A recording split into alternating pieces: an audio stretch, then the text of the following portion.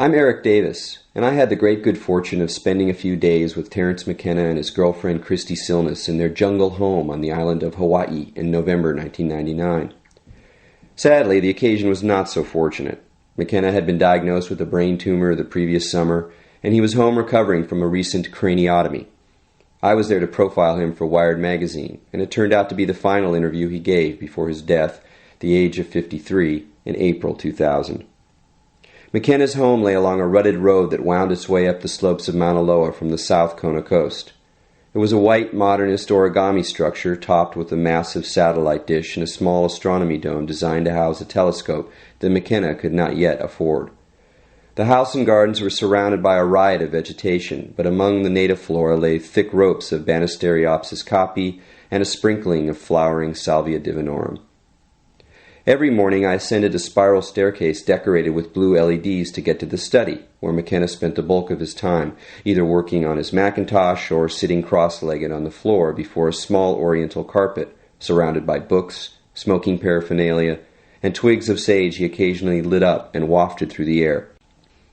His library was magnificent, thousands of books on alchemy, Tibetan art, Hindu metaphysics, systems theory, archaeology, astronomy, and, of course, psychoactive lore.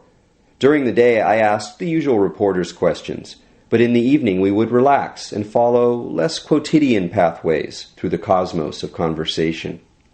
McKenna rose to the occasion of his own mortal condition, and though he tired quickly and occasionally spaced out, he was as brilliant and funny as ever. What follows are edited portions of these dialogues. So, what was your first encounter, with psychedelics, either in a strong way or just? Well, was a friend of mine when I graduated from high school, and they were building that band, so he insisted that we eventually smoke pot and take acid, and I had never encountered old lefties or acid heads or musicians or people who gave a shit about any of this stuff before. It was all new to me. I had just come from Colorado to the West Coast, so I was easily swept into all of this. And he and his friends were into who was that strange heroin-based comedian? Lenny Bruce. No, not Lenny Bruce. Stranger, more heroin-based. The guy who did the thing about Dinez. Lord Buckley. Oh, okay. Yeah. And they were into all of this stuff. And I had been studying the Evergreen Review for a couple of years, trying to figure out what was going on with the culture. But when I finally got to the scene and all this acid and all this left-wing politics and all that, then I understood. And so anyway, he basically turned me on. And were you kind of fascinated from the get-go? Well, I'd been worrying about mescaline since I'd read Doors of Perception 3 or 4 years before. And I'd also read Havelock Ellis's The Dance of Life, which has a long chapter on mescaline. Actually, that passage in Havelock Ellis, it's only a page or so, is one of the most seducing passages in all of psychedelic literature. He was taking peyote at the turn of the century. I mean, these are the people who really got into under the wire. People who took it 100 years ago. Can you imagine? That is hard to grab hold of. But were you always sort of partly as much influenced by the kind of alchemical, mystical historical books you read in some way, as well as the more primal, evolving? Well, I was raised by Catholic rationalists, so it's hard to square that. In other words, you would run around spending part of your time trying to understand the nature of guardian angels, and the rest of the time grappling with fairly rational concepts. I mean, my family's basic orientation was mining, and not science in the sense of degreed science, but my father was an electrician, my uncles ran radio and television repair shops, and my father flew, navigated, did radio. So, but I did spend a lot of time grappling with shit like the nature of the soul, and the nature of sin, and all of these imponderables, And of course what you end up doing is you end up reading scholars of mysticism.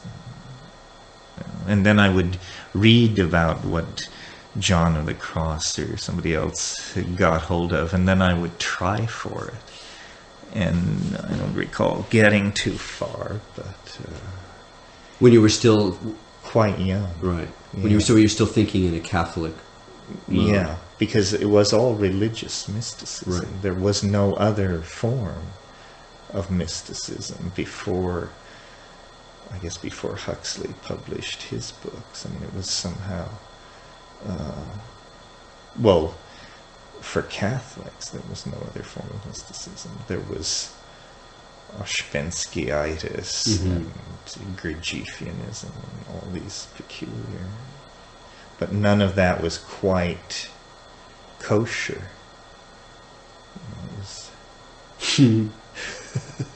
Did you have a break with Catholicism, or did it just mutate into all of your... It sort of mutated. I read Jung, is what happened. I first read Psychology and Alchemy, and that led me on to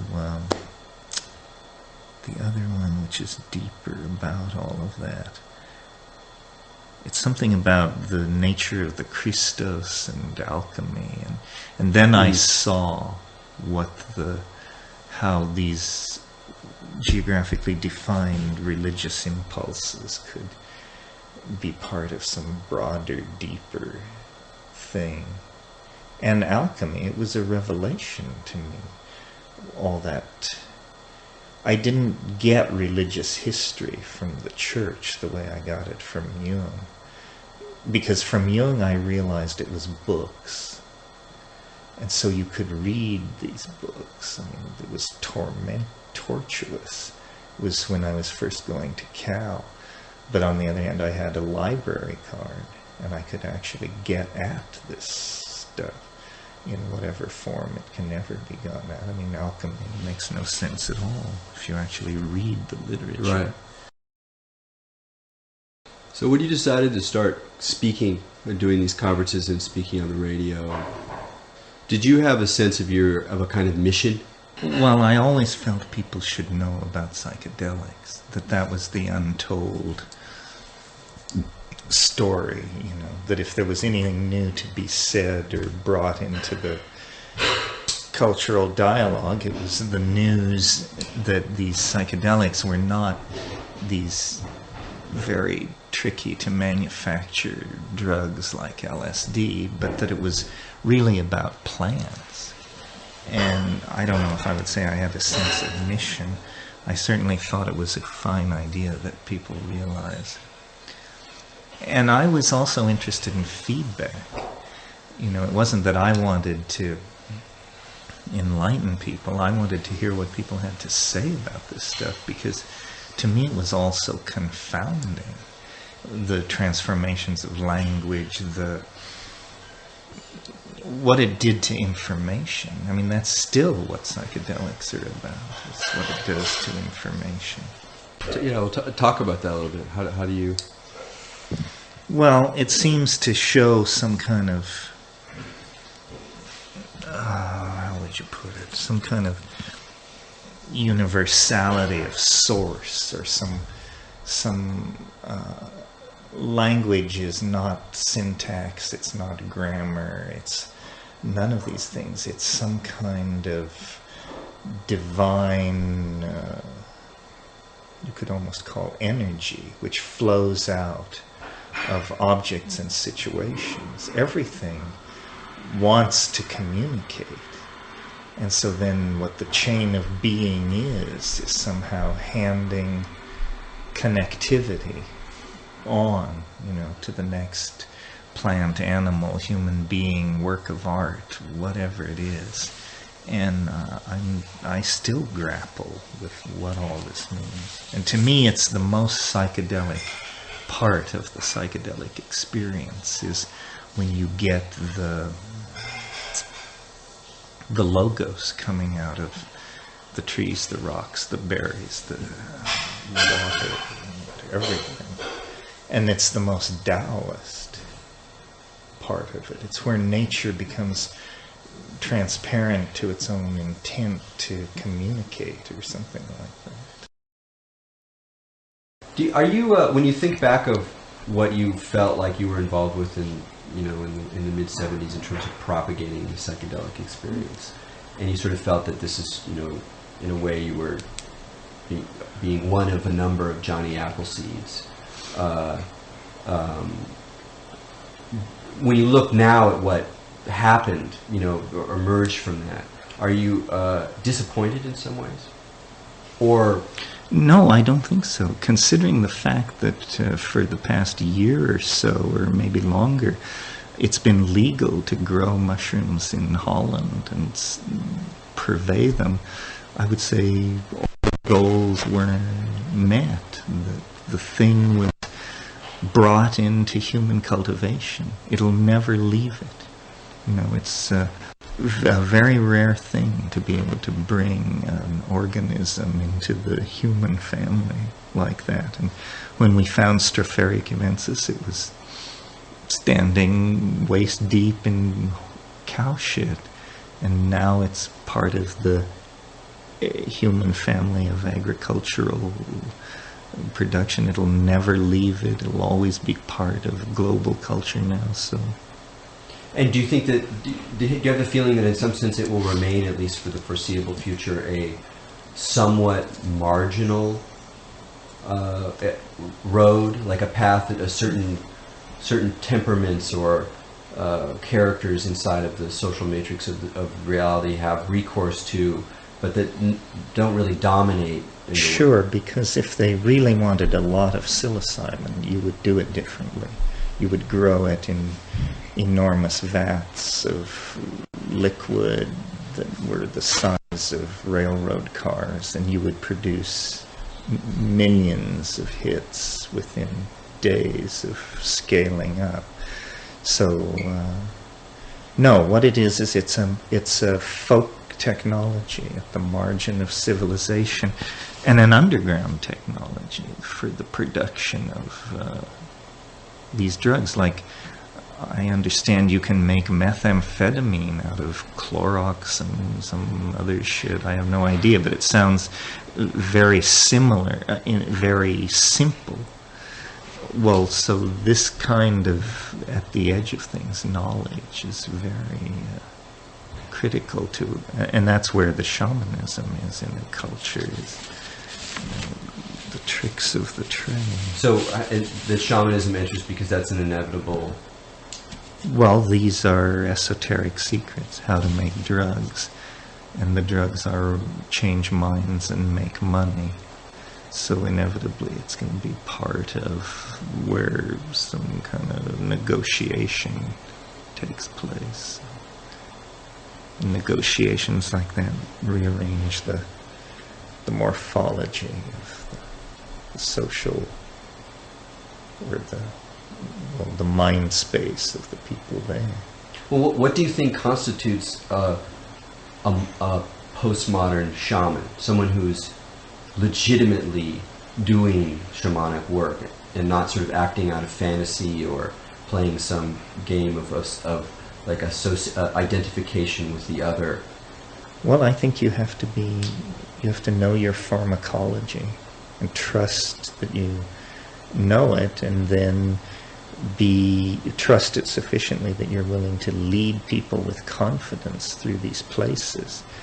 These ayahuasca psychiatrists are very courageous and have built up sets of metaphors and assumptions that I think are probably true, or true enough. But it takes balls to hold your ground with this stuff, you know. That must have been interesting, the sense that you were propagating the philosopher's stone to the brethren. And it was going many other places. Yeah. A lot of people were interested. No, that's what I meant. I mean, through the whole sort of network of free culture. Explorers. Yeah. Well, and it wasn't so much the mushroom, it was the information, you know, the knowledge of the technique. It was like the atom bomb or something. It was not whether you had it or not, it was whether or not you knew how to do it. And so it's interesting to see the way that other plants now, I mean, if the mushroom parasited on print pamphlet technology, now the more emerging plants that are re-encountered have a different propagation device of information, if that's the forward. Yeah, in one case, Brazilian cults. In another case, almost landscaping, like salvia. I don't know if you've seen those clumps of salvia on the road, but all the blue flowers and all that. Yeah. The mushroom is the most insidious and amusing because it seems to associate itself with human beings. Like, for instance, one of the densest psilocybin ecologies in the world is Oregon and Western Washington. Well, one of the main industries of those areas where these mushrooms are so dense is the production of sod to be shipped all over the country and world, to be pushed into malls and hotel lawns and golf courses to spread. So it's essentially an enormous economic engine for spreading psilocybin spores throughout the planet.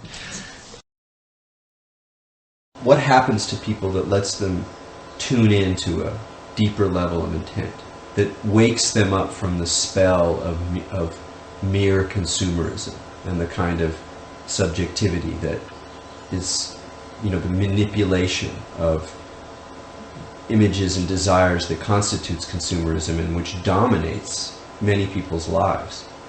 Well, then they probably head for deeper values, either Buddhism, shamanism, their own, you know, whatever lies in their own ethnic background. Because in fact, civilization is a carnival.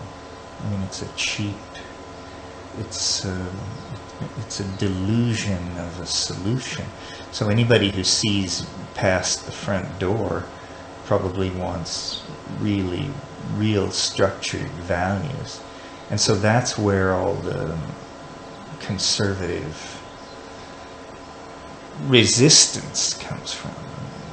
The fundamentalist Christians, Orthodox Jews, Buddhists, all of these people are saying, well, hey, wait a minute, we don't want to go down this path only so far.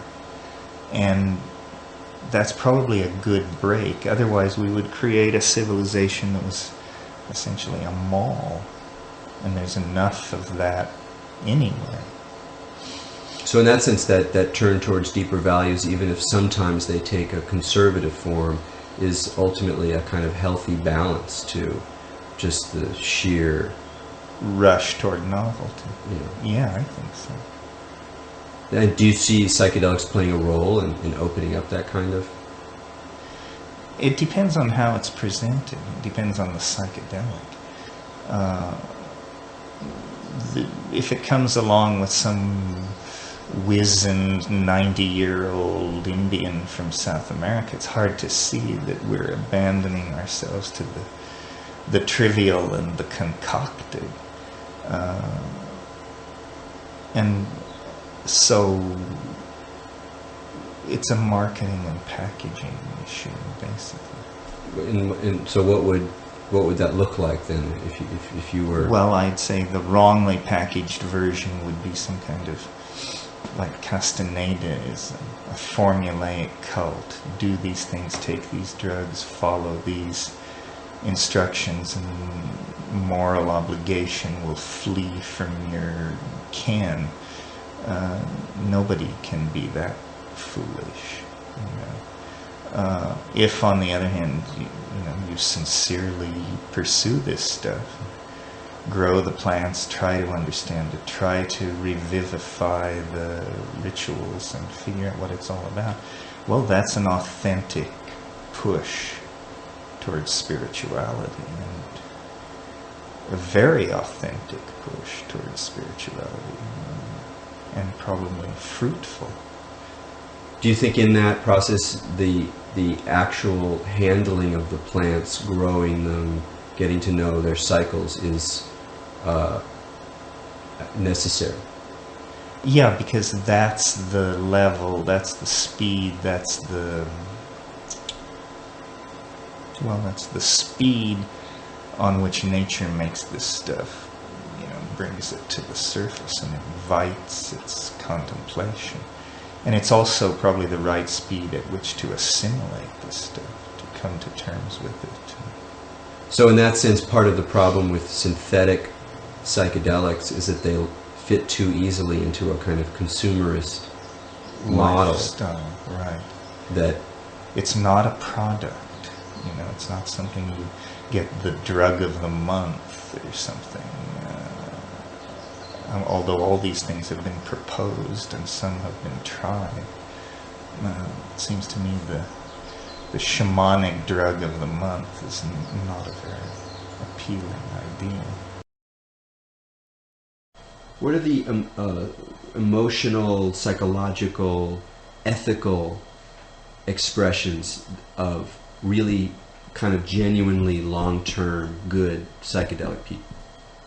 What is the long-term ethical expression of the good of psychedelic people? Yeah. Well, it's some kind of effort to separate shit from shinola. In other words, it's some kind of effort to distill a truth from the blooming, buzzing confusion of the universe. So it's a branch of, I don't know what you would say, cognitive science or something like that. It's an effort to define the human essence away from its content or something like that. And you see what I mean? Explain a little more. Well, it's a branch of psychology. It's a self-study in psychology. So anybody who's taking psychedelics is, I assume, trying to present a truer image of themselves to other people and the world through this process of distillation of understanding. And that's where the connection to alchemy and all that comes in. This distillation of essence away from the dross, confusion, and Gnostic muck of the world is a kind of like a Jungian individuation process or something like that. And that manifests in the call, even in normal life, to present it yourself, articulate oneself differently. I think so, yeah. And causes people to be willing to take chances, both pharmacological and sociological, by being involved in something so marginal, Because in In the big civilizations, this kind of shamanic stuff is definitely very marginal. Most people just don't do it. Do you feel that that characterizes the overall, or in some significant way, the kind of people that you've met for the last... It depends on how often they do it. You know, some people are doing it because their friends are doing it. Some people are doing it because I don't know, they're feeling some kind of social pressure. But the people who are really called to do it are rare. You know, the people who say, well, I get loaded 10 times a year on high-dose psychedelics, or 6 times a year. That's a lot. I mean, that means your lifestyle is pretty much defined by all that stuff. Yeah, I would love to know what the real numbers are. How many people a year get really loaded once you get the Amazon Indians out, and, you know, the Mexicans out, and a few of these people out. It's hard to even know how you begin to make an estimate, you know. Before your sickness, how often did you do large journeys? Less and less often. I mean, I noticed that through the 90s, but maybe 4 or 5 times a year but I always felt never enough, you know. Never enough. So do you have the sense that the tripping, you on some level are getting something done? The tripping is getting something done? Yes, that there's something being worked out, like continuously and progressively? Yeah, I assume that basically the download called history, meaning all the technology, social innovation, philosophy, art, fashion, architecture, is some kind of dialogue with this, well, higher mind. I'm not entirely comfortable with that, but this higher mind that keeps showing these different facets through the mist.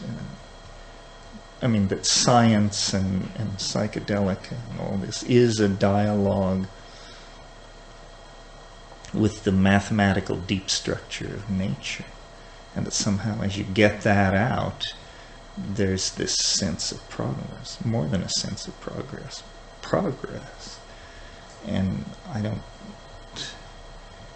And, you know, in terms of what is it all leading toward or what it's about, it must be something about like the spiritualization of matter, that matter is evolving toward quintessence or essence or something like that.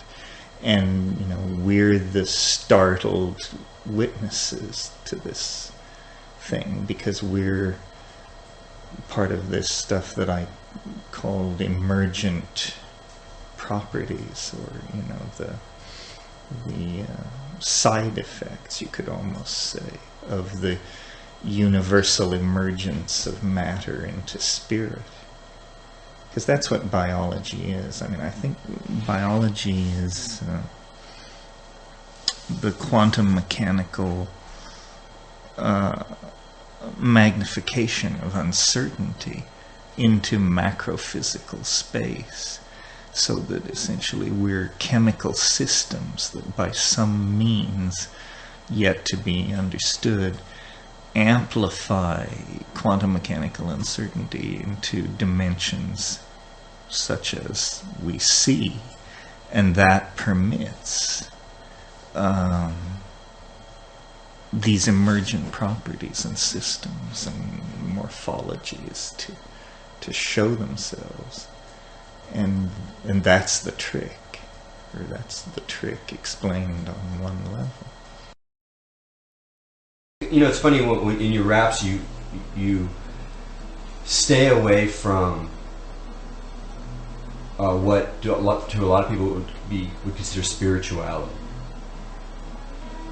In a way, like the way that somebody would present their Jewish spirituality or kind of Buddhist practice or whatever. You don't talk. In fact, often you sort of you slag the guru model, and you kind of separate yourself from that, and you really have a kind of you've maintained the sort of I don't want to quite characterize it right now, but and yet at points obviously you are motivated by something that in your own language you would call spiritual. Well, what comes up around that word? I guess I believe I'm some form of progressive history, that history is progressive. So then the story of evolution and biology and human culture and all this is assumed to be a story with a happy ending. So in a way, this belief in telos, which is not philosophically sanctioned, or this eschatological vein in my personality, is what gives it a spiritual impulse. But it's the idea that time, it's an alchemical idea actually, it's the idea that time will perfect matter. And I think it probably will perfect matter. What do you think about? Do you think that postmodern spirituality is a sort of legitimate term or project? You mean to believe or involve yourself in, or believe? It's not really about belief. I mean that whatever the kind. I mean, there's a lot of people now who are developing a relationship with all different kinds of spiritual practice, and they're not really doing it even in the way that people did in the 70s, where there was so much more true believing. It's a different kind of relationship. It's probably on a short spin, a short cycle, that a lot of empiricists are taking up Dzogchen, and that how long can that go on? So then there'll be a lot of revisionism and rethinking and recasting of all this, which is the very best thing for it. Yes, it is. So were you ever very interested in meditation or yoga? When I was in India, and immediately before I went to India, when I was in the Seychelles the first time, I was, because when I was in Mombasa, Kenya, I came upon this place called I can't remember, anyway, it was a library that was basically having a bargain sale in theosophical literature. So I took about 50 kilos of yogic Arthur Avalon theosophical literature with me to the Seychelles. And that was what I read and worked through when I was out there. How is it that you relate to mysticism, to mystical experience? Oh, you mean as a source of valid data about what's going on? Not even that far. I mean, that's one way of saying, of judging it in one way or another, and it doesn't necessarily be valid data. It's just, I mean, you've been interested. I mean, this library, obviously, mysticism is completely surrounding us. Well, I guess I would say the more personal the mystical indicator is, probably the more likely I am to take it seriously. In other words, it seems to me, if you extrapolate your mystical insight beyond the personal, you probably enter into the domain of inflation, of some kind of psychological inflation. And so was Plato inflated? Was Plato inflated? No, probably not, but he probably gets a pass as some kind of pioneer.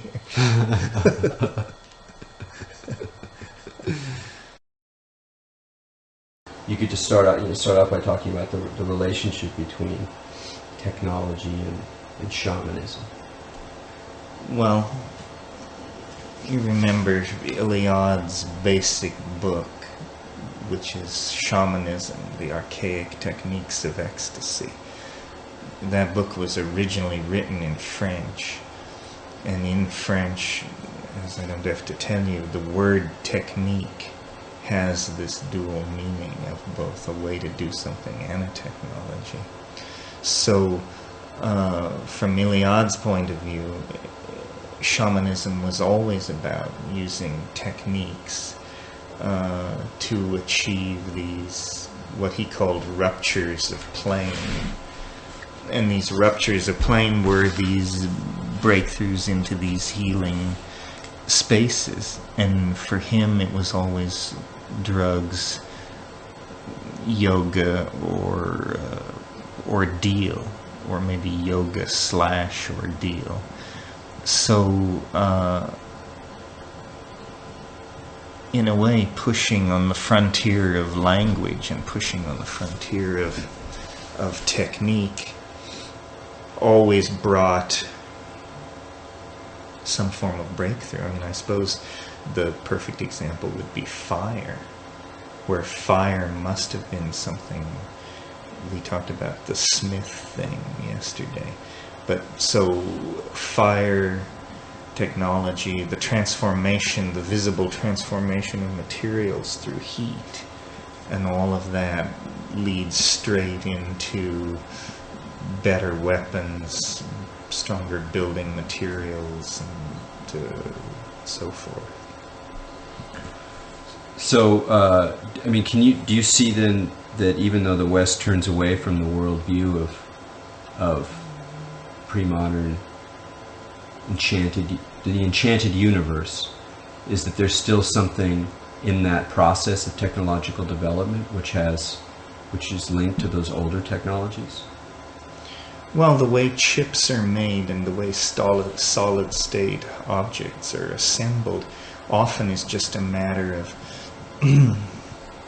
bringing a mix of materials to a certain temperature and a certain proportion of materials, and then standing back and letting the laws of physics rearrange the atoms so that electricity or information or something flows through this in an unexpected way. So I think we're still involved in discovering what can be coaxed from the physical world just by letting physical laws unravel themselves.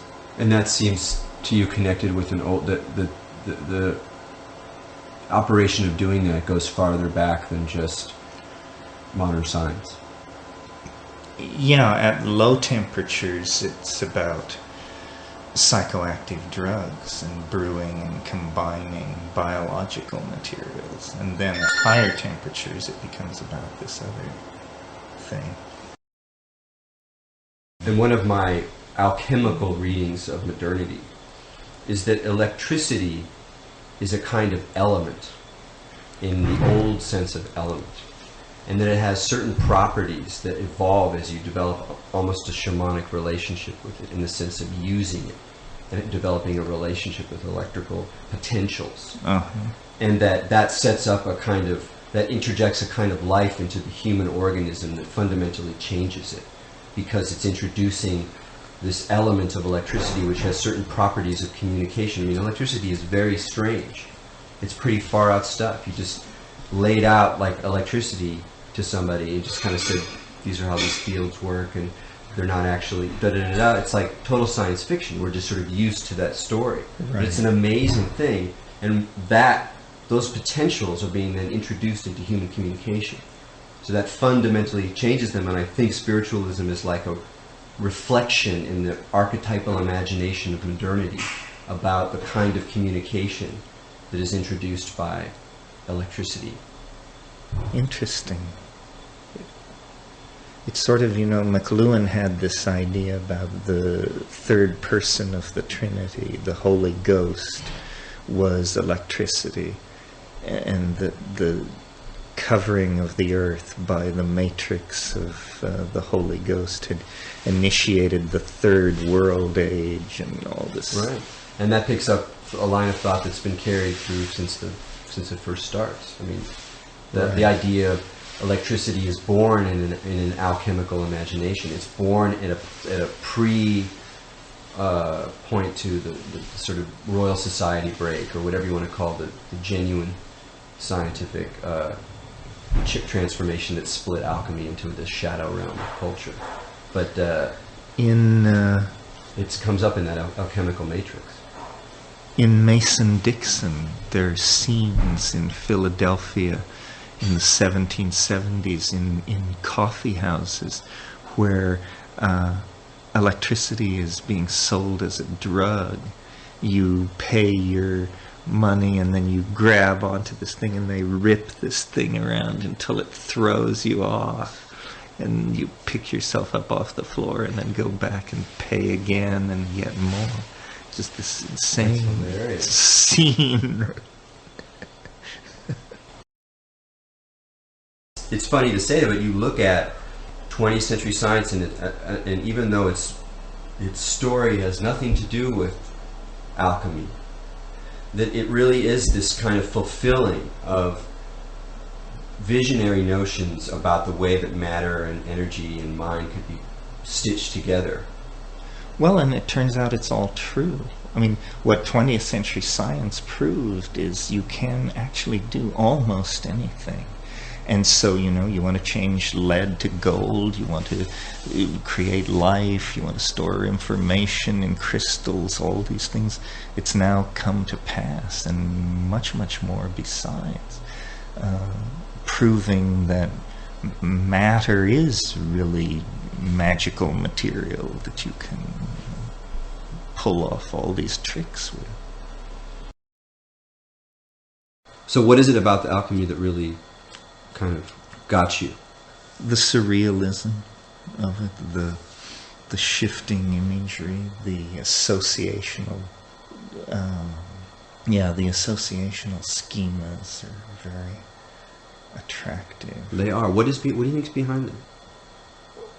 Well, you know, the basic concept is that somehow intuition and nature are reflective of each other. Until that hypothesis fails, we should probably hang on to it. Because look how far we've gotten. I mean, it is really bizarre how much of nature the human mind seems to be able to understand. I mean, my God, instruments are circling around Ganymede based on some guy in a powdered wig looking out his crenellated window, you know, figuring out this shit. How did they pull that trick off? Well, I mean that gets that whole thing about the sort of destiny of technology, or the way that it's like a white cane, and you're just feeling forward into the universe, you know. What is it all leading toward?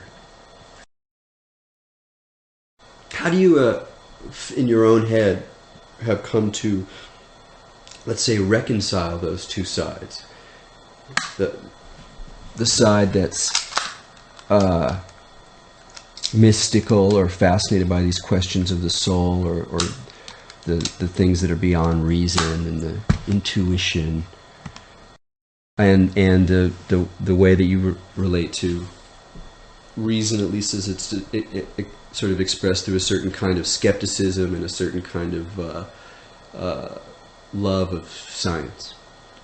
Well, I still believe what the angel told Descartes, which is, you know, nature is understood through the coordination of measurement and proportion. So really, nature is the study of proportion and the making of measurement. And there doesn't seem to be any problem in any... We have very powerful instruments for taking measurements, and very powerful instruments now for modeling and constraining the data, and we're making progress. I mean, I think, in terms of stuff like the internet, human longevity, recovery of energy sources, and all this sort of thing, that humanity is probably in great shape for the next 100 years, if anybody gives a shit. But that kind of time scale, So you're not as sort of overwhelmed with a kind of dystopian scenario, which is obviously an easy thing to do when contemplating the future? Yeah, I think that dystopian in the sense of losing control of primary processes inside civilization, and so having like disease, fascism, economic breakdown, problems like that. Yeah. No, I'm pretty high faith in systemics. Do you see the internet as being both? Is that more of a hopeful direction, or can you see it also exacerbating the problem? No, I think it's more of a hopeful direction. The happy story I like to tell myself about the internet is someone in some tiny village up in Ontario or in Kenya or in Brazil somewhere who gets next to the internet and realizes, I can get out of this preposterous scene by simply, if I'm ambitious, if I just unleash my own ambition and the educational power of this, then I can go to the large city and conquer, go to the capital and export myself to somewhere else. And I assume this is happening because, you meet in the third world incredibly ambitious people who only by their circumstance are confined. Well, if you rearrange their circumstance, so if they want a degree in electrical engineering, all they have to do is be online night after night after night.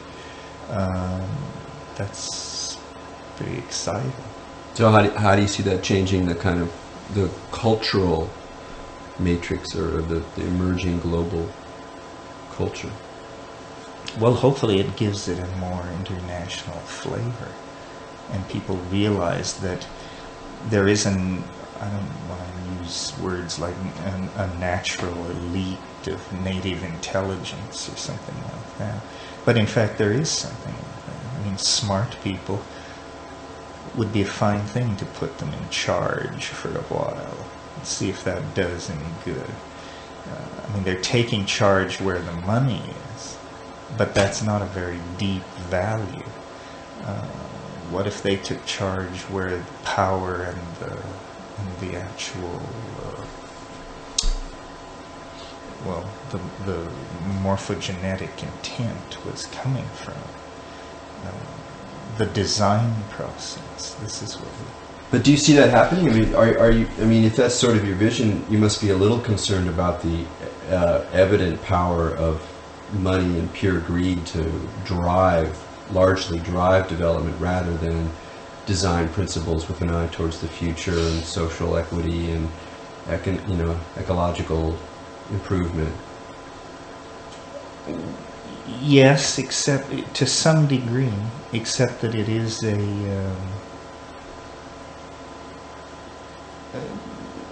people who, Mao said or somebody said, to get rich is glorious.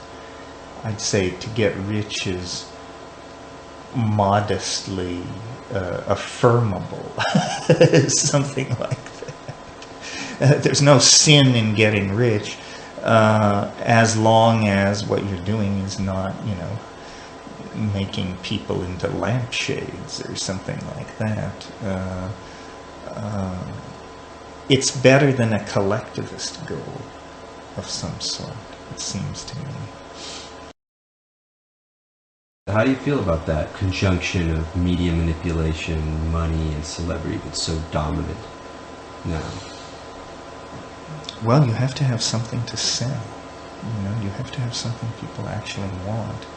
I mean, if you're selling the Rolling Stones, or you're selling Charles Manson, or you're selling something like that, you might get somewhere. But inherently, you can't sell that which is a turn-off, or it becomes, it turns against itself.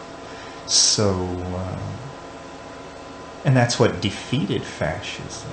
Nobody wanted it. It was ugly, ultimately. It's probably what defeated socialism. Cinder block housing facilities, all this rhetoric about I don't know, social planning ran off the cliff in the 20th century. Maybe because there were too many people, or too much money, or not enough money, that something defeated all these utopian visions of how people might have lived. That's what I'm hoping doesn't happen in the next 25 years. What doesn't happen? That some lack of resource or vision doesn't reveal that we can't give enough people a bearable life. So we have to live forward into an age of revolution, social turmoil, and struggle for resources. It doesn't have to be this way. Do you see it going in that direction? Toward that kind of a struggle? That's my concern, that people and institutions not respond to need, and then what you get is a have-not situation. I mean, you wouldn't want the first half of the 21st century to look like the first half of the 20th century, you know, with the equivalent of a Bolshevik dialogue, the equivalent of whatever soft leftism turned out to mean and be, because it turned out to mean and be not bloody much, as far as I can tell. I mean, there was a lot of labor unrest, some amelioration of some people's dilemma in the system, but the world is far richer than it appears to be, and that wealth is not trickling down or flowing down or making nearly as many people's lives as good as it could be. So far, it doesn't seem to have gotten out of hand. I mean, most people, if you give them a lot of money, they buy second homes and collect art. Well, this is not exactly like hunting down Serbs with your shotgun or something.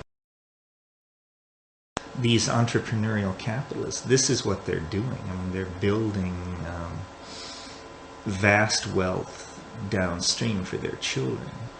It's probably, sort of like the invention of very large and stable sailing vessels. Whenever that happened, 200 or 100, 250 years ago, where suddenly a whole bunch of people realized, all we need is some money, not too much money. If we buy a ship and send it out to Indonesia and bring back a load of nutmeg, our children's children's children will never work again. We need one load of this shit. And they have to work, of course, and then they get a certain lifestyle and a certain amount of social respect out of it.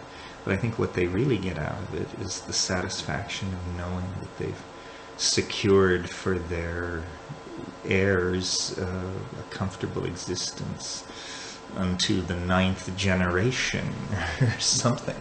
Well, it's interesting about that because that ties in with the genetics. If you buy into some evolutionary psychology, certainly at this stage of the game, one of the forms that would take is not merely like the logic that guides how you choose a mate, and the fact that your status and money might, if you're a male, bring you a foxier, younger babe than the schmo who's, shoveling shit. That one form that would take would, of course, be to maintain your genetic line in as, great a situation as possible.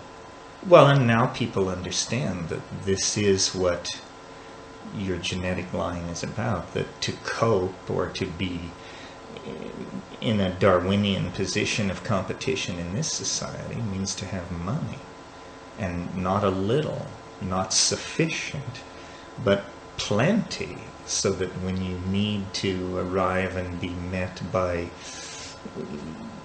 Rolls-Royce limousines or whatever, that it's not an issue, and this all comes down.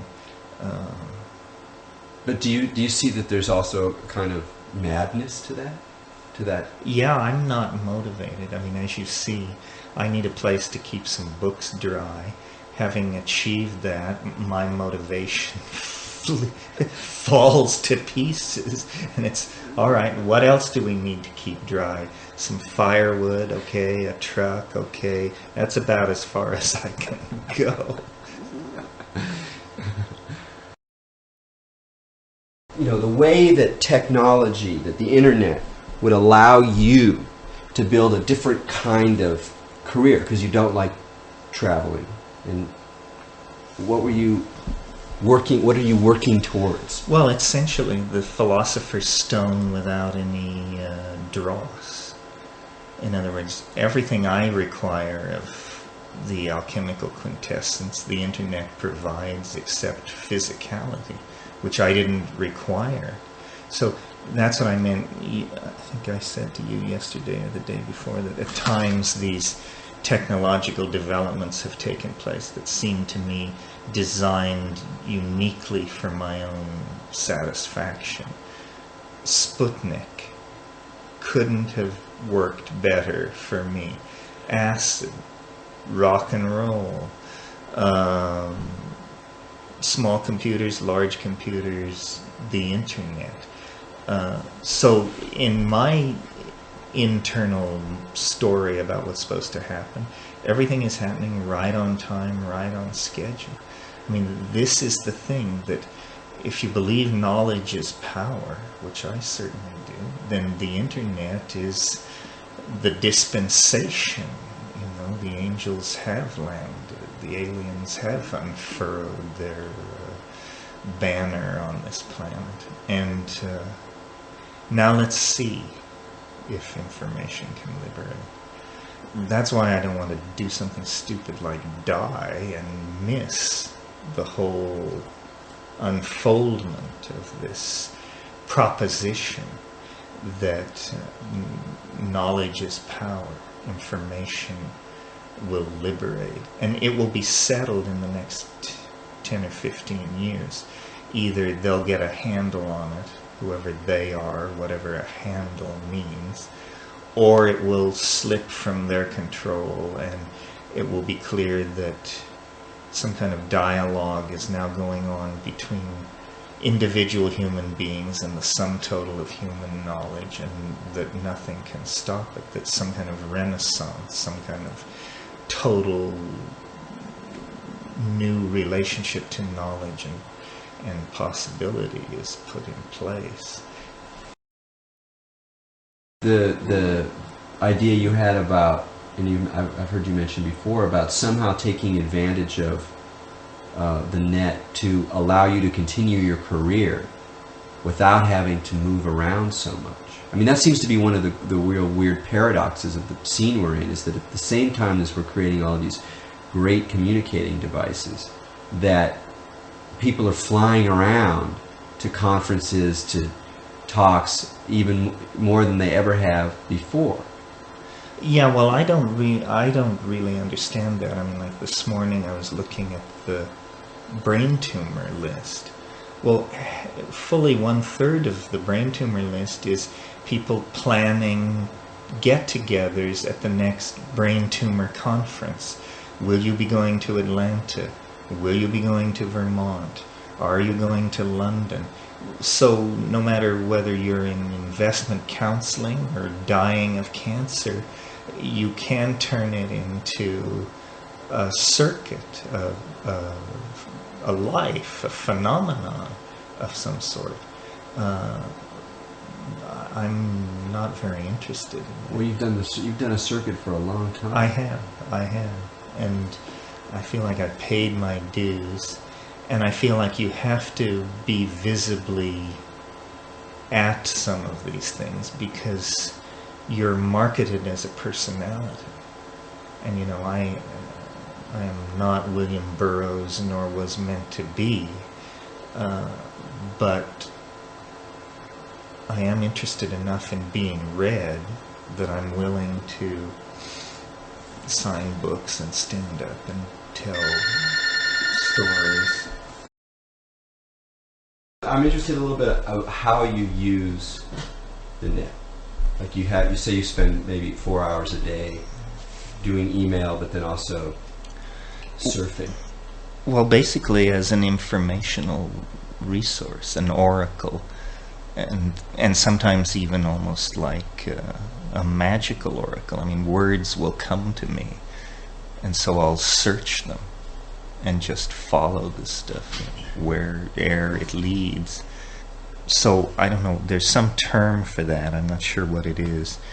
But yeah, it's like a term for what? That style of... Yeah, surrealists. I guess automatic writing, except this is automatic searching, inquiry or something like that, where you just cast bread upon the waters and see what comes back, you know. Do you ever have the sense of, as you develop that kind of relationship to it, that it becomes more alive? Well, it becomes more synchronistic in the way that, you know, people have said the I Ching seems eerily alive because it anticipates and it seems to respond like a thinking thing. So in that sense, it doesn't become so much more alive as it becomes more intelligent. So maybe really the key to bringing the net through is to discover universal grammars that cause it to appear alive. The technology and everything else is constantly redefining the center. You can't go forward and you can't stand still. Thunder don't get you, then the lightning will. What I'm really interested is watching the cultural evolution of the relationship to the machines. The way that we have a false story about the way that machines will come alive. That's the mainstream story. That's the AI story. Right. That there is a priesthood of elect minds that, using a certain kind of game, the Turing test, can scientifically prove that these are intelligent. Now that's such a cock-assed way of thinking about it. It's hilarious. It's just totally stupid, because the judgment of intelligence occurs within this complex social field that's full of all of these different dimensions.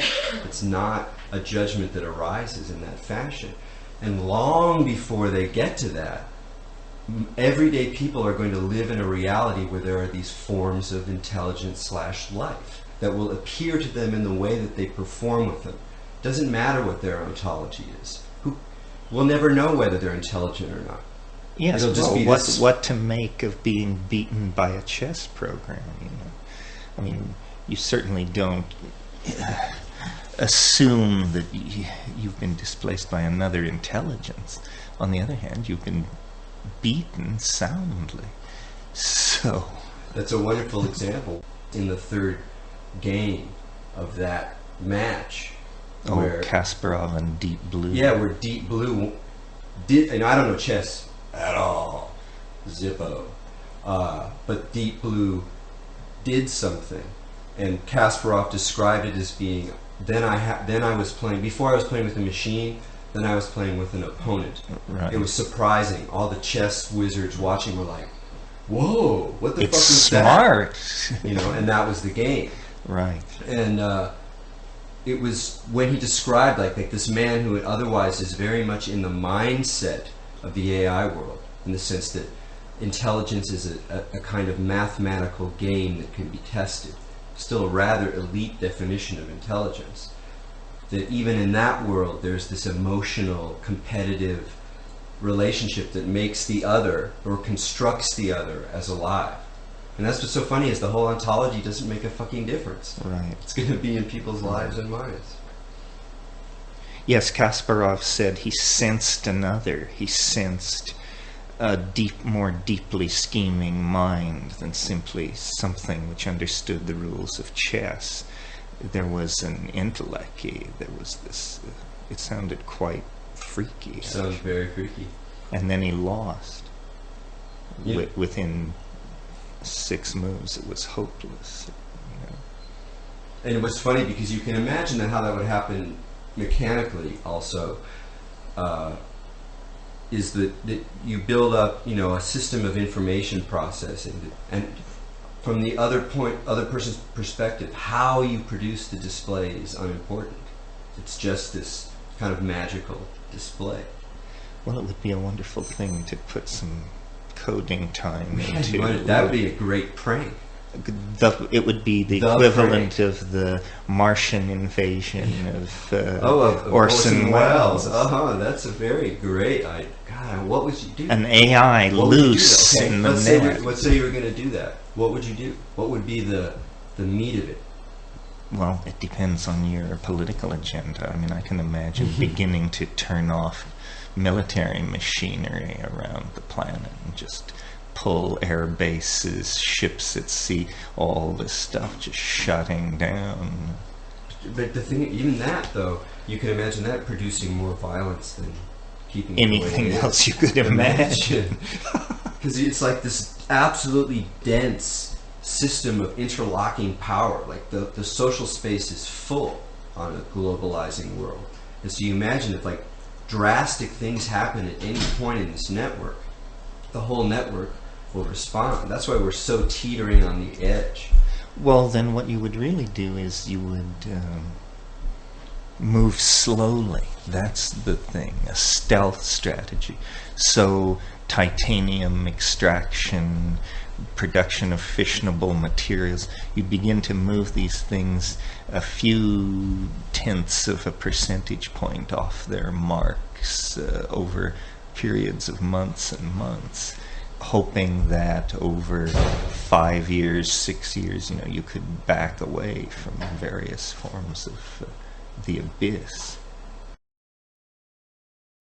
Oh, Lord.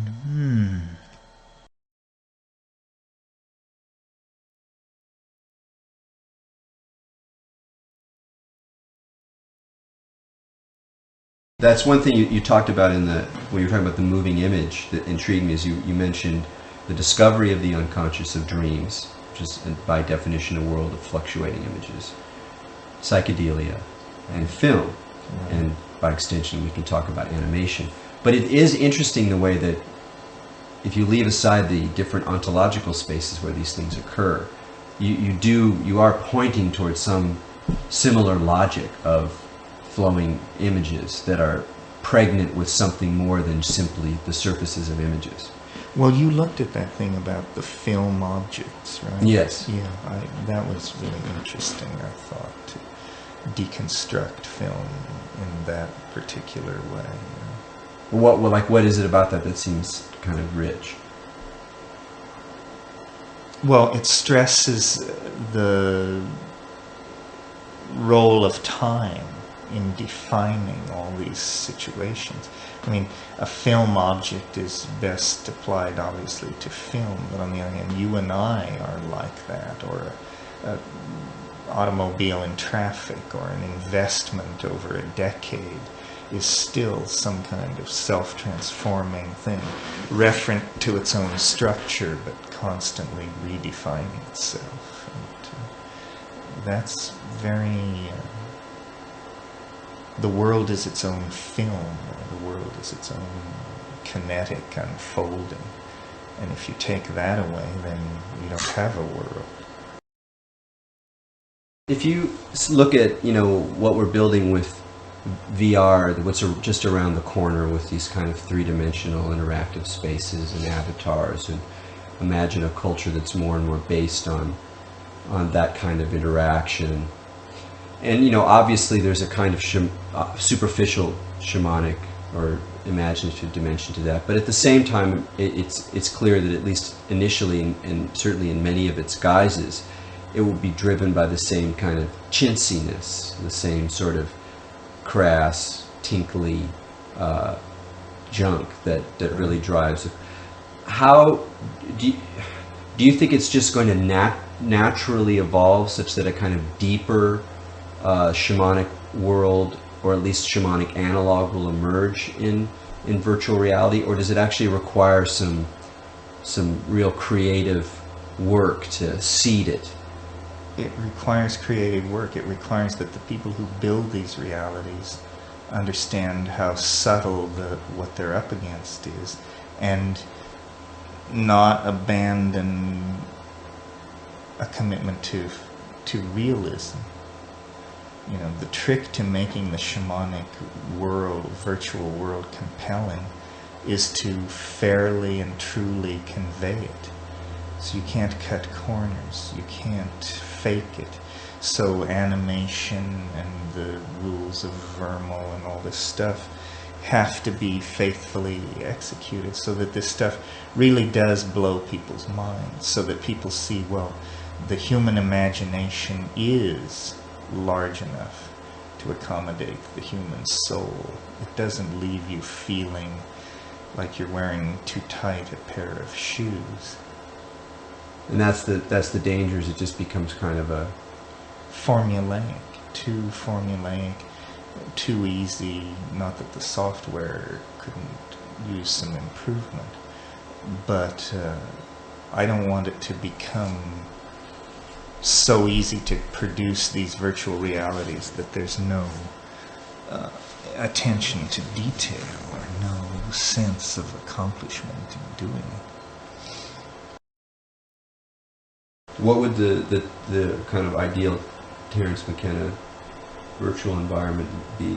Well, all of these, I guess you would call them models or explanations, beginning with basic chemistry right up to hierarchy and management theory, because all these processes can be envisioned, you know, as interlocking sets of laws and that sort of thing. So that's, I guess, what we're talking about, is how the world should become more visual, should ride more on a vocabulary of visual assumptions that everybody has learned. We all know that a Bugs Bunny cartoon is a land of explosions and falling anvils. Well, we learned that. We were taught that. So there needs to be more of this kind of slotting in of I don't know what you would call them, assumptions or gestalts that can be used as a vocabulary to communicate this stuff. Like a language, a visual language. Yes, exactly.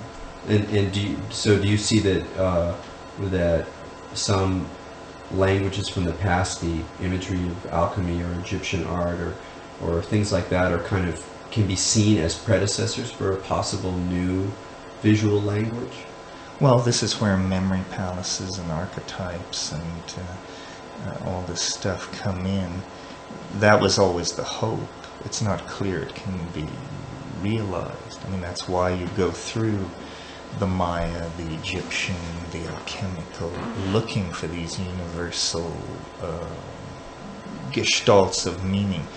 But they're spread wide and far, and it may have to be created de novo. Well, that's part of the I think, you know, a more of a skeptic would say the idea of building a universal language is an old and crusty dream, and when you get into the realm of actually having images involved in it, in a kind of hieroglyphics of virtual space that are linked with meaning, that it becomes even more challenging to imagine how you can make that kind of thing universal, unless it's the universe of, you know, the Nike swoosh. You know, it's the universe of logos and advertising, which actually is somewhat like this, except that its information content is and people spend a huge amount of money to establish these gestalts. Exactly. Yes. Yeah. So I'm not. Many of our discussions have led to this point where we seem to say, well, there's something about the thermodynamics of information that we don't understand, something about lexical categories, something about how language wants to emerge from the background of matrix, but something about how we process language holds this back. So then there's a negotiation at some kind of fractal edge, and that's where we're at. But not necessarily. I mean, That's why I encourage everybody to think about animation and think about it in practical terms, to look at objects and pose these things to themselves as modelable problems. Because out of that will come a language rich enough to support an actual form of human communication that's been very elusive, or maybe never in hand at all. Well, it's really interesting when you talk to people or listen to people, how many people who take psychedelics have cartoon-like encounters with beings, or and you say, well, gee, this is weird. Cartoons only go back to 1920 or 15 or something. How weird that such an out there technical phenomenon could just grab a whole section of human psychology and camp there with that kind of tenacity. And to me, that indicates it has some kind of archetypal claim on that territory, and a claim which it can only continue to tighten over time. You ever seen that Scott McCloud book, Understanding Comics? No. Oh, that's worthwhile. Is that a good yes, it's really worthwhile. Very good. I mean, it's just sort of getting at a grammar. You know, a lot of cartoonists disagree with them. They're a very irascible lot, and a lot of comic people are like, no, it's shit. But it's a very interesting attempt to use the form itself to talk about the specifics of the form. I mean, it's really about comic art, but it applies to some of these issues of animation and cartooning. Well, the great genius of Disney, I mean, Disney is my idea beyond Edison or Ford or anybody of what we really mean by an American genius, because he had mice who wear gloves living inside his head, but he was able to create a mechanical technology to show people these mice. So instead of just being put quietly away by his brother or something like that, he said, no, you don't understand. Money. This is worth money. If we can show people these glove-wearing mice and talking ducks and all this stuff. And then he was sufficiently a true American Yankee genius that he saw how to take a flip book and put it on celluloid and do all that.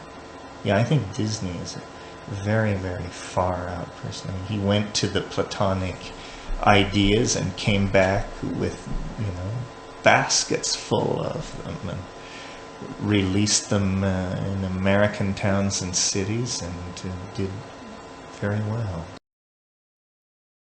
I mean, animation is a great place to see the reflection of things that are happening, in the culture at large. And certain people take it to incredible heights. Have you seen, do you know that animation called Asparagus? You should check it out. It's about 20, maybe it's 15 or 20 years old, but it's as real, it's very highly detailed, as realistic as a Van Eyck painting, and totally surreal. And there's also, do you know that one by Sally Cruikshank called Quasi at the Quackadero? That's a DMT extravagance, a carnival, basically a cartoon about a carnival, but it's a carnival crazy enough to convince you should go take drugs, basically. And Max Fleischer was a genius, and all these people. Fleischer was great. I mean, I think Fleischer is the true origin of underground comics. I think that you find the most pregnant images of a certain kind of seedy, like the way that R. Crumb presents a certain kind of seediness and sort of failure of the bodies and spaces, and yet that's infused with a kind of magical eye. So you really have that both in Fleischer. I mean, you really have the mania of the Betty Boop, but also a certain real kind of quotidian, almost proletarian graininess to these characters. Yeah, it's very immigrant. It would be very hard to imagine post-modernity without Crumb's input. I mean, I consider him an absolute psychedelic genius. Very few people have had the influence without the karma that Crumb had. He basically did all that stuff, sold the drawings, and moved to a chateau in southern France and called it quits, and got away with those moves. I mean, that's one of the things again that I just find totally fascinating, is like the magic of modernity. You mean, what a strange thing this is. Yeah, and just the relationship of modernity to esoteric religious undercurrents and things which are not accounted for in Enlightenment discourse. Yeah, what if it just gets more and more like this? In other words, I think that's what's actually happening. Is we're really headed for our own private Idaho. More faster, deeper, and with more panache than anybody ever dared suppose. I mean, in terms of building our own sort of constructed world perspectives and communicating them to some degree, but not in a way that dominates ideologically or... Well, and we have no idea how strange the worlds we can create in the near term will be, and yet they will be. It's coming at you. Right. But just how far back to go on, like, what's witnessing this bizarre moment in history? You know, what point is the perspective kind of sitting in? That's the part I find really hard to figure out. Does that make sense? Well, that's the question. I mean, because what that boils down to is, how real is it? How real is it? Yeah, it's complicated. Every age seems to design its own image of its own dissolution. And they happen over and over again. I mean, when I think about the 20th century, Europe, which is the source of world civilization, stomped flat twice. Millions of refugees, Auschwitz, the whole thing. Meanwhile, what went on in the Far East of Asia and the Asian prosperity wars and all this.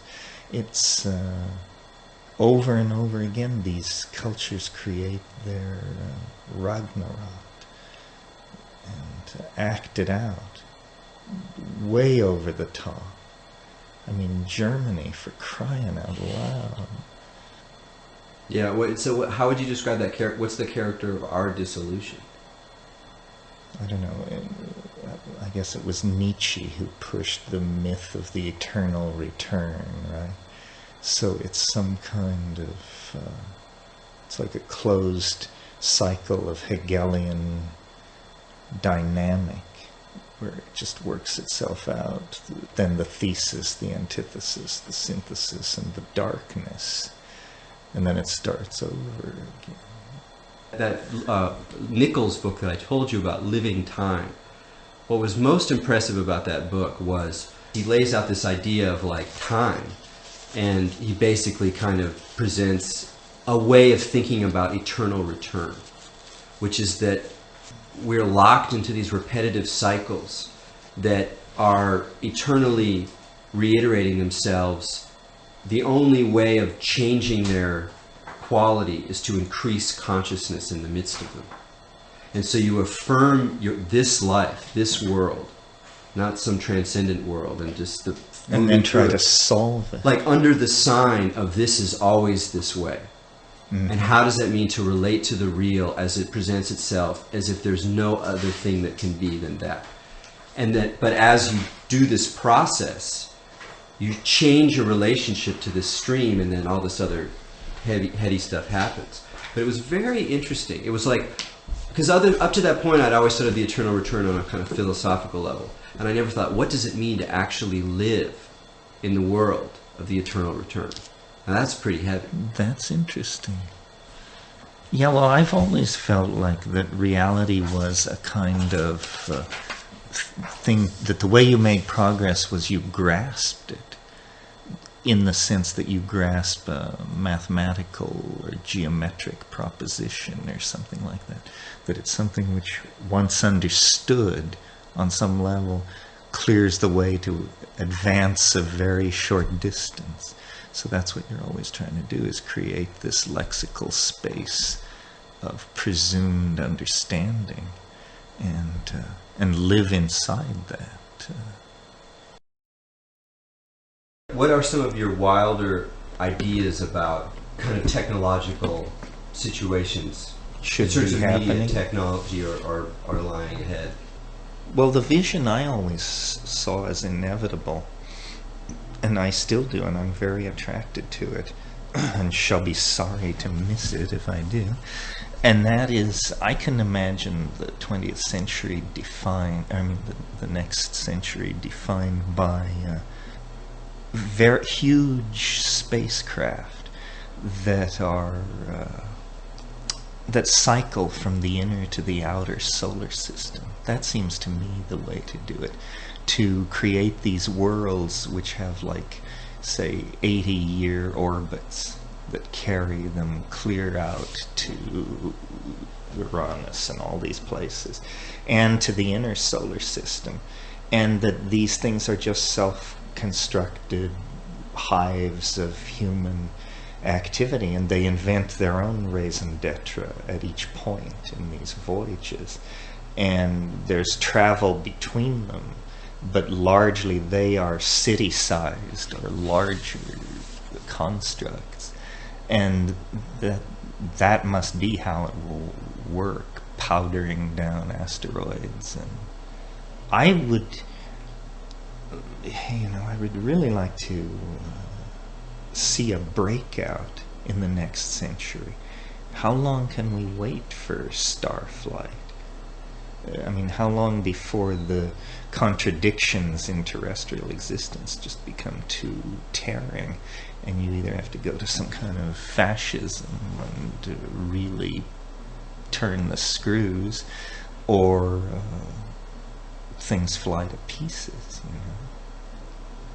Yeah, but I really always felt, as a science fiction fan and all that starflight, that galactic citizenship was what you're aiming for. And even if you're the only fucking citizen, that's fine.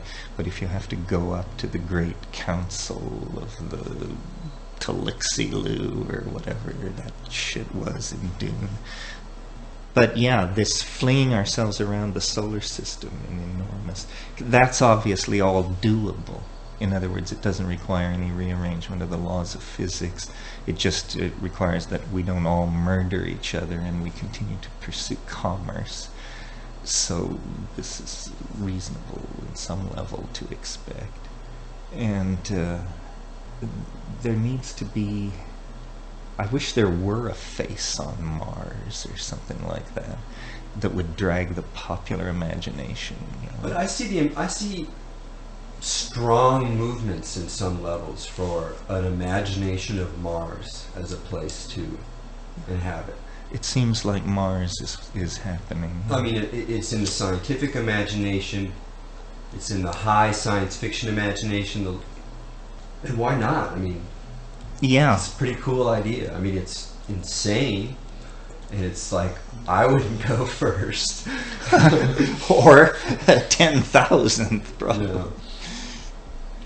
Well, between that and what's out at the edge of the solar system, it seems to get quite exotic. And as what life is understood to be expands, it's all converging. I mean, there is mind under the ice of Europa. I don't know, mind. But there's a lot of complicated and hard to define and edgy shit from on the moons of Jupiter and Saturn. What do you mean, like edgy shit? Well, like hot water trapped in methane environments under deep ice.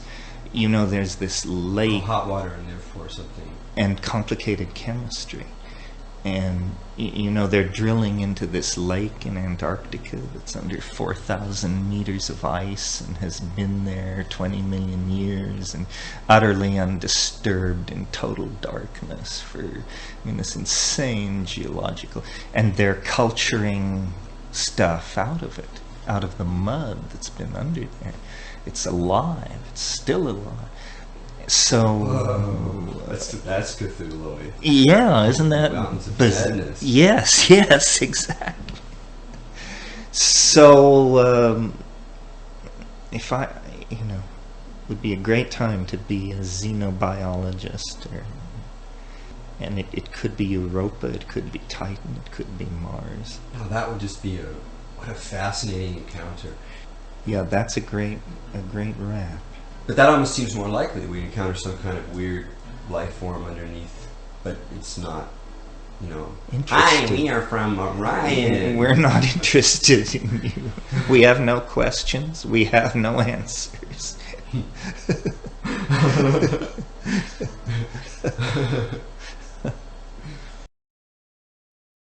This idea has been gaining strength for 20 years, that life is not unique to Earth. It must have drifted in on a chunk of stuff, and it's an alchemical rule. It's the rule of homogeneity, you know, as above, so below. Given the circumstances as we find them, what rational momentum is there to think that life is unique and arose on this planet only? So it's much easier for me to imagine that on a certain level, but at least the galaxy, or our local part of the galaxy, has some kind of other minds in. I mean, it may be not true, but it's almost the same way of the way that we model, you know, hopefully model a future. It's almost like you kind of imagine that, so that all the, you know, Star Trek even is kind of this weird dress rehearsal for a certain phase of this kind of realization. That's just a story, just a science fiction story. Well, but you could have said it of Jules Verne in 1885 and been right. You know. Yeah, it is a rehearsal. And, you know, psychedelics kind of seem like, to me, imaginative rehearsals of some other event. And whether that event is merely my own individual death or some kind of cosmic event, I completely suspend judgment on. And I don't know if I will be able to. I don't think I'll move from my present position of like, well, who knows? Who knows? Yes, it's the big who knows. So what do you think's the up with the extraterrestrial imagery that features so heavily in some strands of psychedelic experience? You mean the cat-eyed, that kind of imagery? The cat-eyed alien gray, pudgy little... That, and just the sense of, I think it seems like a lot of people just even describe the sense of an extraterrestrial intelligence, or... Well, remember we were talking last night about how everything wants to articulate itself. Everything wants somehow to communicate and be perceived as language. When that impulse is most clearly separated from its object, or from its source, I guess you'd say, then maybe that's what you get, is this Gumby-like pure impulse toward communication or something like that. I mean, it seems to me it's like looking at a pure function, a pure psychological function of some sort. You see what I mean? No longer rooted in its source. Source being biology and the evolution of physical form on this particular planet. Yeah. And so that once it reaches a certain kind of... It can actually walk away from itself. And then there you have it. And you're saying, you know, what is this? It's category confounding. It can't be. It's an essence without an object. Or something like that. Yeah, I've had some pretty profound moments of feeling like contact with something like extraterrestrial intelligence without believing it, even often in the interior of the trip that it was. Oh, you mean while loaded? Yeah, even at the time going, okay, this is. I'll this let phenomenon. this happen. Yeah, this is a phenomenon occurring, rather than I'm finally seeing it, and or maybe you just sort of geared for it with science fiction. You're like, okay. So how real was it? Well, I mean, maybe it's just the language that I use for other.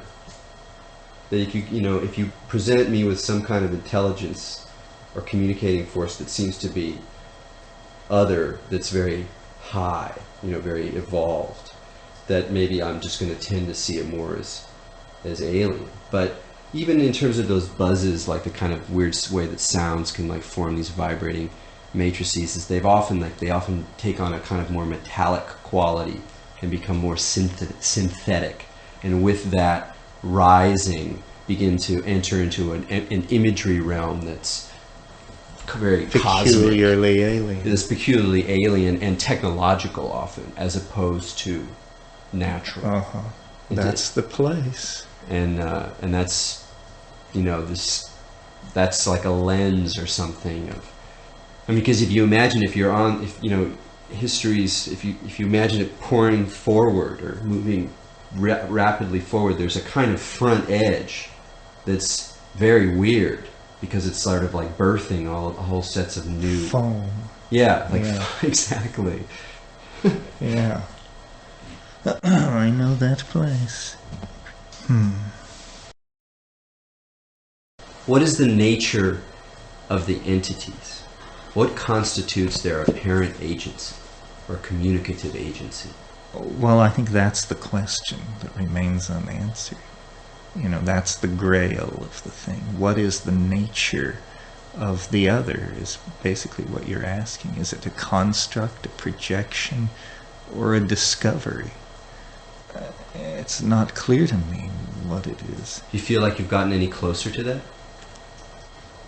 It's probably a discovery, which is the most radical conclusion. I mean, I think that's probably what you think, too, based on your description of your DMT trip and all that, that ultimately it is irreducible. It is too weird to tell. I don't know whether it was a C.M. Kornbluth story, but it was all about these aliens come by and contact the United Nations and all this, but somehow this book, To Serve Man, comes to the surface, and then it's slowly realized that it's a cookbook. And this really spoils the party.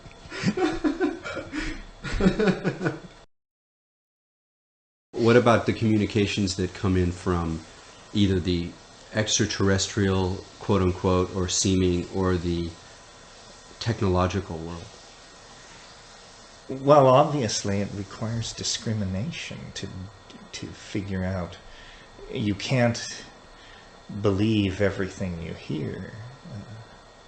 The demons are of many kinds. Some are made of ions, some of mind. The ones of DMT you'll find stutter often and are blind.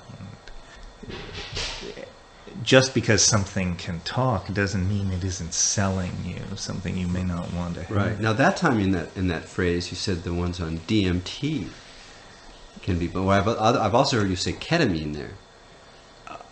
The ones on ketamine. Have I said that about ketamine? Yeah. We need to control me a little more tightly.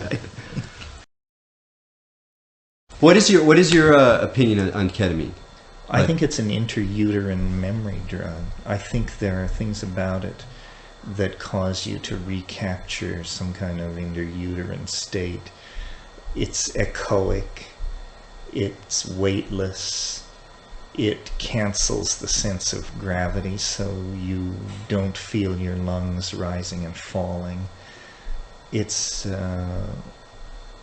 I sort of agree with you. I see its fascination. I would not want to become embroiled in its tentacles, because it seems to me a little too easy, a little too fascinating. Do you think ketamine is hollower, partly because it's just a synthetic, that it hasn't emerged in the ancient matrix of the biosphere? No, I think one of the interesting unanswered questions is, why do these chemicals have the characters that they do? Why do they have these personalities? Why is there Mayan imagery inside mushrooms and mescaline and this and that? And so ketamine's character is simply somehow conferred from whatever strange dimension this is that sends these drugs their personalities. And it certainly is an interesting personality. And Lily is, John is a juggernaut. Do you know him? No. Oh my God. John's such a trip. I mean, some people are just... He's really kind of out.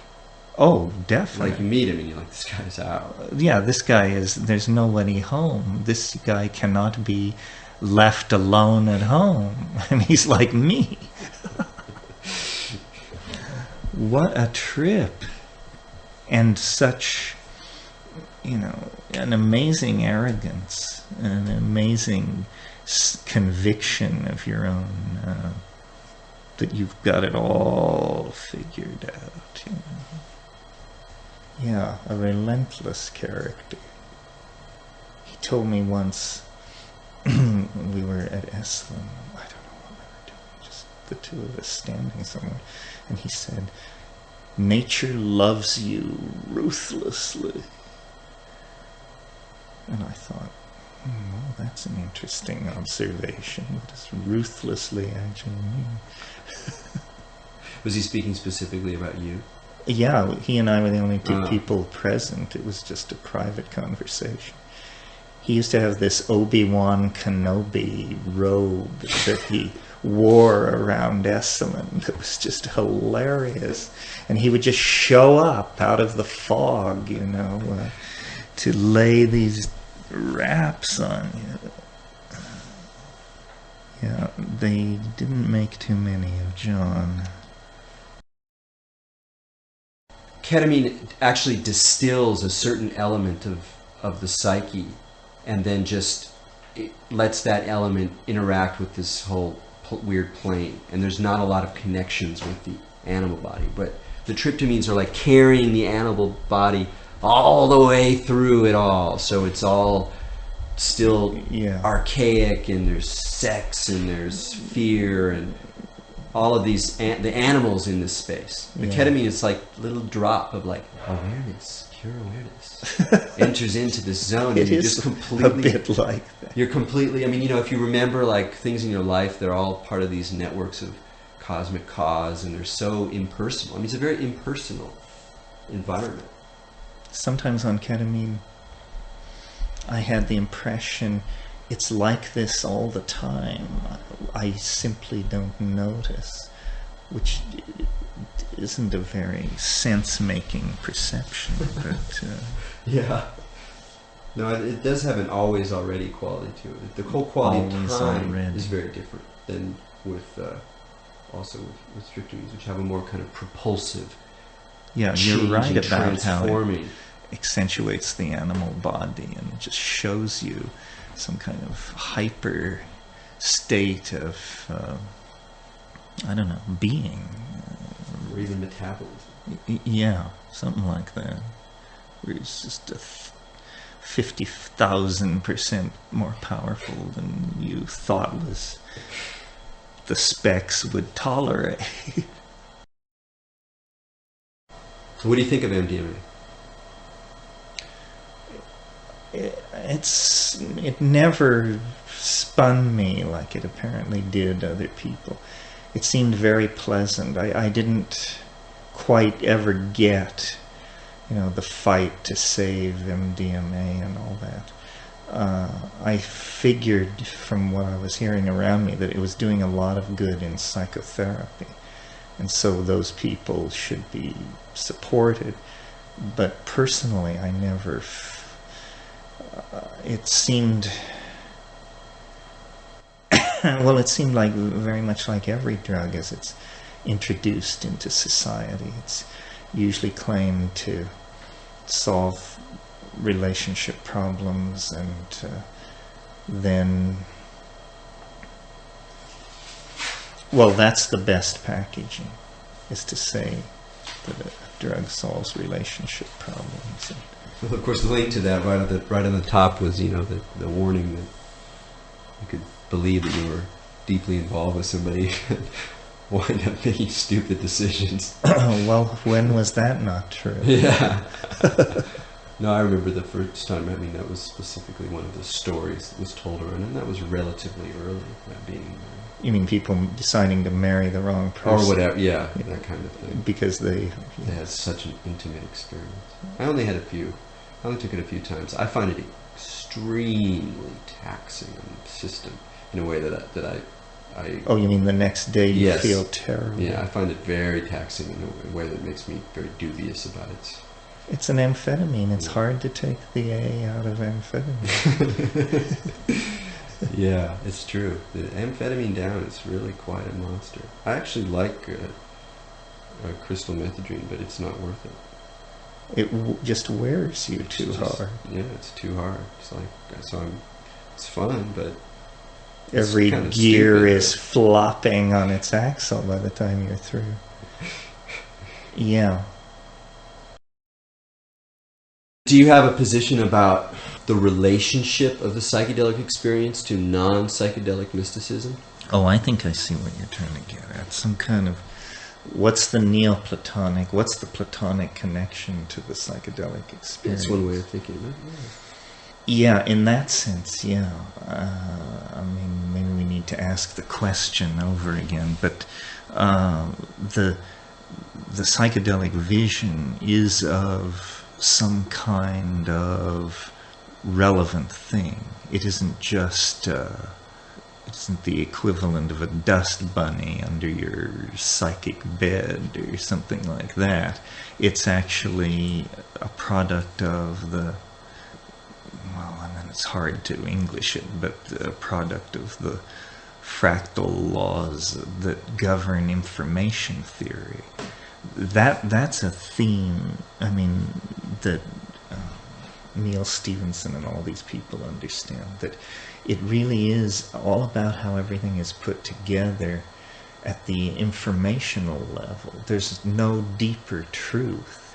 And so all this talk about code and virtual reality and how the portions of our reality might be code running in some way, and all of this is all, I think, trying to get at something about information theory that needs to be fundamentally understood before we can all together take the next step to the next level. What's the relationship between what's happening with these information networks and this kind of object or matrix or fecund hyperdimensional? You mean, how does our own cyberspatial technology relate to the presence of this Neoplatonic object of... Well, that sounds like this dialogue you want to get in on with the garland of letters, or the Kabbalah, or, I mean, mathematics is somehow this web of something which holds nature together and seems to spring out of a higher mind of some sort. I mean, mathematics is really what it's all about when you finally get it sliced thin, I think. And that makes sense platonically and from this Neoplatonic thing, you know, that's... and by Neoplatonic, I mean Proclus and Plotinus and those people who came about 500 years late after Christ. Yeah. Have you been to Ravenna? That's where they have these mosaics that are... because it was basically a theory of pixelation. It was an elemental theory. So they were tiny, pure, undividable elements of essence that went together to produce phenomena. Well, all those people came out around the end of the 6th or early 7th century. It was Plotinus, Proclus, Porphyry. Yeah, Plotinus. He had the right idea. And, you know, it was late Gnosticism. So all this star magic and really wild theories of stellar... Well, it was when the Hermetic corpus was settling nicely into position. All those doctrines of calling down the voices and all that. But do you think we're in some sense in a structurally resonant position vis-a-vis late antiquity? Well, let me think about that for a minute. Well, always in some degree, because these fractal things are just endlessly echoing and re-echoing inside the structure of time. But yeah, I mean, what we share with that era is a kind of fundamentally existential confusion about what's going on.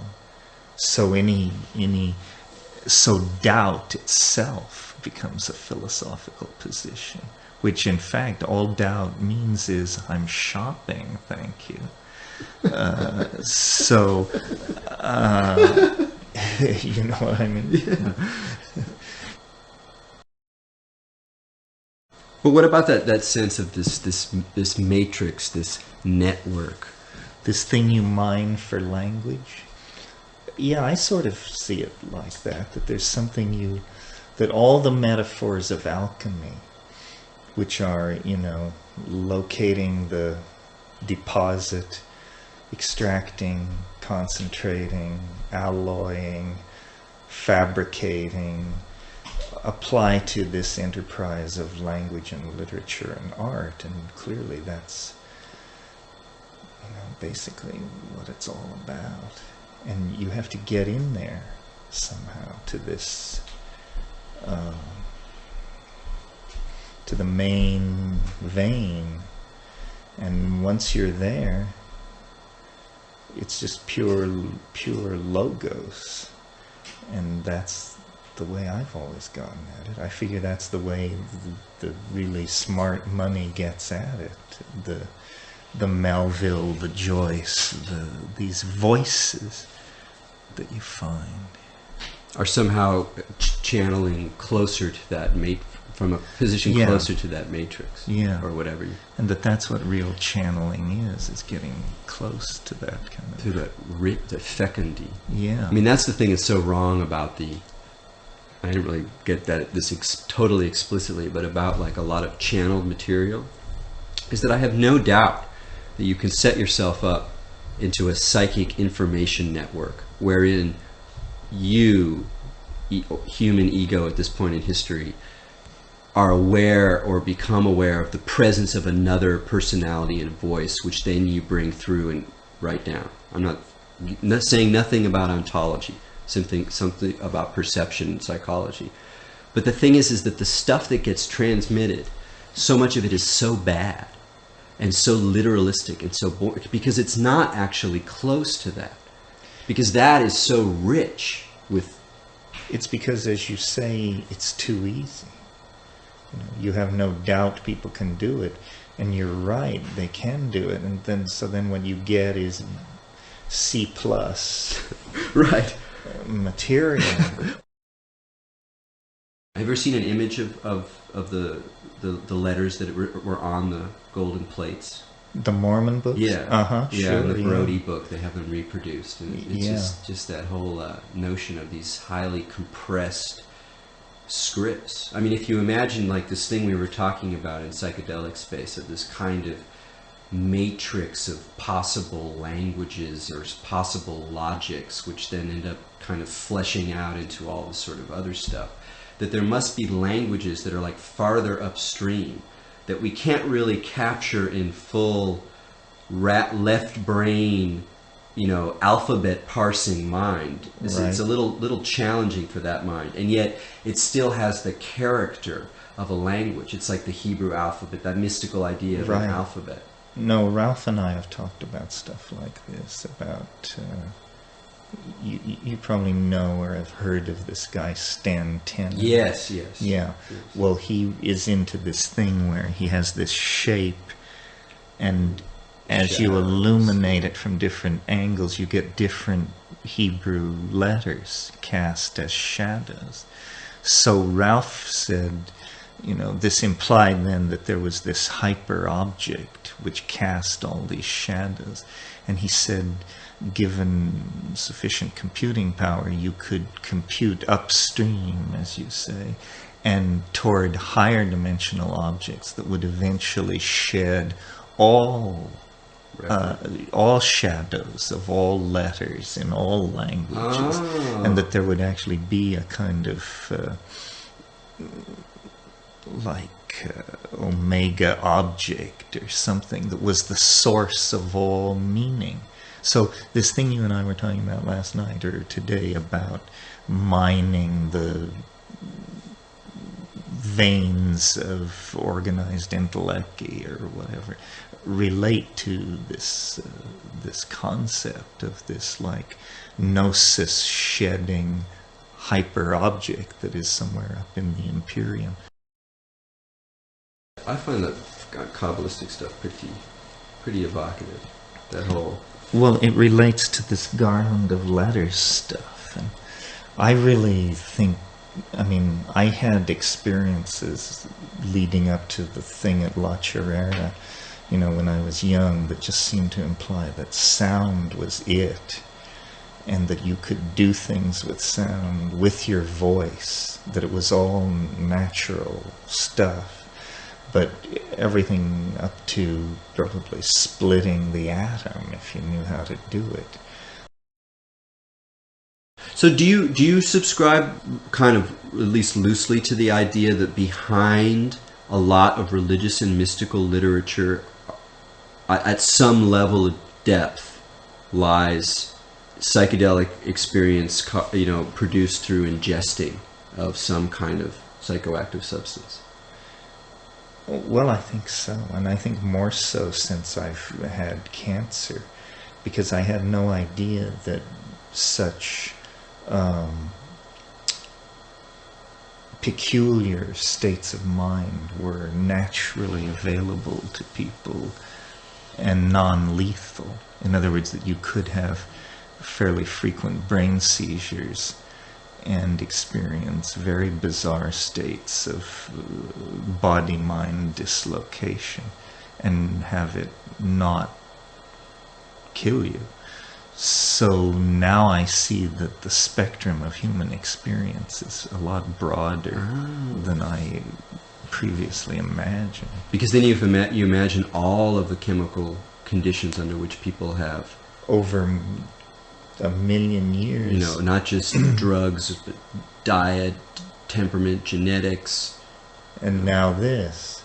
All these various things. It turns out the mind is far more malleable than it is. It's easier to... Well, what am I trying to say? I'm trying to say the mind can adjust to a great deal more than that which simply kills it. And so as people make their way through these states of mind induced by brain architecture, cancer, diet, drugs, genetics, whatever, there's a much broader human database than I realized. Well, other than the seizure itself that you've kind of described to me, and I guess the drugs you're on now in terms of waking up with these completely bizarre things, what are some of the other really unusual mind states that you found yourself in since this all began? Well, they're hard to describe. One kind is, I call it losing categories, where it will become an enormous effort to decide whether there should be one or two of something completely trivial. But this one or two thing indicates to me some kind of lexical break or some kind of peculiar, I mean, it's hard to English, but you see what I mean. Yeah. I love the idea that you woke up with the idea that you had found another number between... Oh, that I discovered a whole number between 3 and 5 or something that had previously been overlooked. That was a funny idea. And but mostly it's some very hard to communicate idea about how concepts form these things called lexical objects that are like topologically closed, so they can't really be cross-related. So all understanding becomes a kind of an illusion of some sort. Wow, that's kind of intense. Yeah, it is a weird idea. Well, now that I have all these medical problems with brain and brain function, I have a much greater appreciation for the boundaries of eccentricity. I mean, now I understand it doesn't take drugs. There are a lot of people running around who are crazy as shithouse owls and are achieving it on the natch. And their testimony now has to be weighed as well. So this surprises me. I didn't realize that a malfunctioning brain could leave you functioning enough to report to work and tell your story and presumably write novels and meet deadlines and all these other things, that people do. So, and I don't know how many other people realize this either. Because that's sort of how you feel? Yeah. I mean, I live in a world defined pretty much by prescribed drugs, and my doctors are telling me I have to take this stuff to stay alive, basically. So how many people are living in worlds psychologically defined in that way? Quite a lot. But you seem to be largely Terence. You're the full, Well, I recall who I'm supposed to be. So we're not trading that in too lightly. But in some fundamental sense, do you feel like you're standing on a different ball? I would like to get all these drugs out of my system, the Depakote and the steroids and all that, because it makes mentally moving on a level surface feel like walking uphill, So, and these are mild drugs I take. I mean, these are not. What about the people who've been diagnosed schizophrenic or bipolar this or something? I mean, what are these people taking, and what is it making them think about reality? Well, but you've taken serotonin reuptake inhibitors, haven't you? You mean like Prozac? Yeah. Yeah, but those are designed to help you out. These other things, all you deal with is side effects. Oh yeah. It's a different thing. I thought you were talking more about, but schizophrenia, don't they treat with all sorts of neurotransmitter modulating drugs, which presumably are there to help them out? Well, there to help them out. The way that they may be there to help the rest of us out. To, like for instance, this drug I take, Depakote, the first thing that it supposedly deals with is mania. well, I'm taking a drug for mania. I don't have mania. Do I? Did I? Would I? Should I? Will I? Could I? Do I want to? And so forth and so on. So. You didn't feel like you had any bit of mania in you before? At times I've been accused of mania, but by idiots.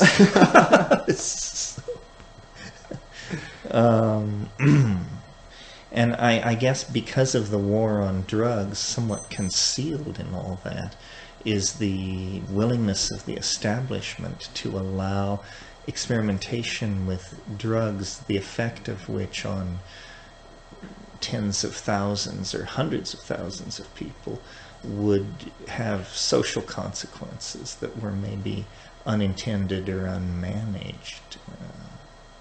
Yeah, I'll say. Yeah. Yeah. Like, I've wondered, the statistic you hear, Prozac is the most prescribed drug in the world now, and 1 billion people take Prozac. Is it really? It's something like that. Oh my God. So my question is, when do the rest of us get some of the benefit of this?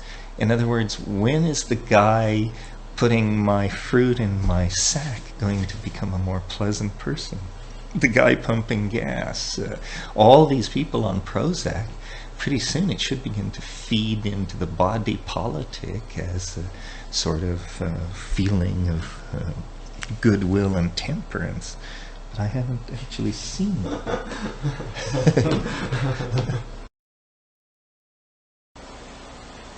But yes, I would like to live for quite a while longer. But it is very interesting, cancer as a metaphor for modern life and how people live, how they think about their politics and diet and money and all of the rest of it. And probably my generation was more exposed to toxin than any other in history, because there were not only all the toxins of the pre-modern world, but then all the plastics, adhesives, and so forth. Well, it's just it seems so basic that cancer is a socially, physically constructed metaphor for all these other processes that are happening on different levels. It's almost like that plane of the real responds with an appropriate kind of metaphor for all these processes of inflation and kind of negentropy burning development. The revenge of matter or something. Yeah. Or the revenge of synthetic matter. But what is your prognosis? Well, it's a little hard to figure out. I think it's... Well, it depends on the doctor you believe. The doctor who just did the surgery said he got it all. He has an incredible reputation, like third best in the world or something, with survival rates and all that. So maybe he did get it all. In which case, I'm the same. We're the same. I just have to get strong. On the other hand, the survival rate for this shit is very low. Zilch, in some people's opinion. They say, there's no escape. There's always cells left. They always return. You can only have so many craniotomies. So those people say 6 months to a year of life, which is really a drag to take on board. My own intuition is I'm not sure. I can't tell what's going on. It certainly is a weird situation to have fall upon you, especially a person like myself who's never had... I've never been a sick person or concerned with any of this. I had no idea there was so much morbidity around me. Or as Dante, I had not thought death had undone so many, he says when he looks into the Inferno. It's a sobering thought.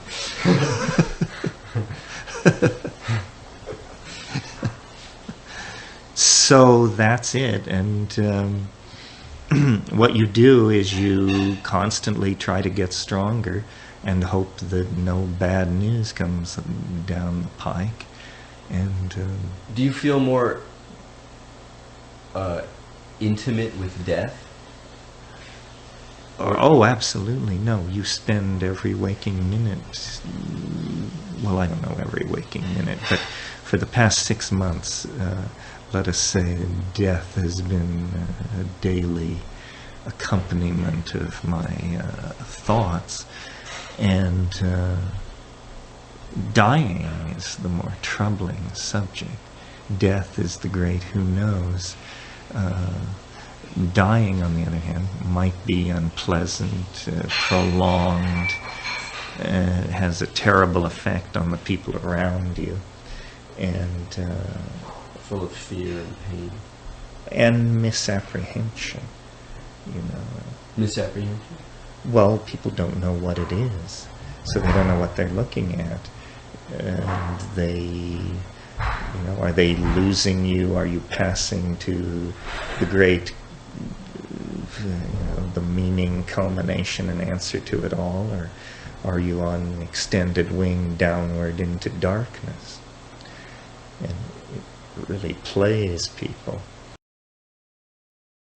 The internal subjective perception of the shutdown of the nervous system at death. I think that's a really interesting question. You mean, to what degree are these things different and similar? Yeah, that in some ways what happens with both psychedelic and mystical visionary experience and certain relationships to apocalyptic form, to the end of the world, or things all transforming. There's a point where the self dies, and it might happen in a millisecond, but subjectively would be the end of the world. Yeah, and because I think everything works basically the same way, it would have a fair profundity, because you would be seeing the primal assembly language code. But the whole idea of psychedelics as an end, you know, as a rehearsal for that kind of event. Yeah, it's like Buddhism with turbocharged or something. Now you can run through the bardo, or a bardo. Take the Diamond Sutra for a spin. How does one live your life in the shadow of such an event? You know, what does it mean to live in the shadow of a different kind of culmination? You know, or how does one live in a post-human? Well, maybe that's how you actually can change your existential mooring. That's what you deal with. That's the peg you move, is this image of your own fate or end of life, or how it's, what exactly all this stuff is worth to you. And as you move that around, you see things differently. How has a lifetime of psychedelic use, an adult lifetime, teenage, sort of set you up for facing death? Well, I guess it leads you to the idea that things are probably more complicated than you can suppose. Therefore, supposition is not to be trusted. So, in other words, given how weird life has been, why rush to prejudge death? It's bound to be mighty strange. Life was mighty strange. And I'm curious. You know, I don't think anybody would be curious. I mean, it's an interesting situation to be told that you have a very limited amount of life, death, because it composes your mind for you wonderfully. and you know, start paying attention, asking the questions, and I have no insight into what it will be, but I suspect it isn't what anybody thinks it is.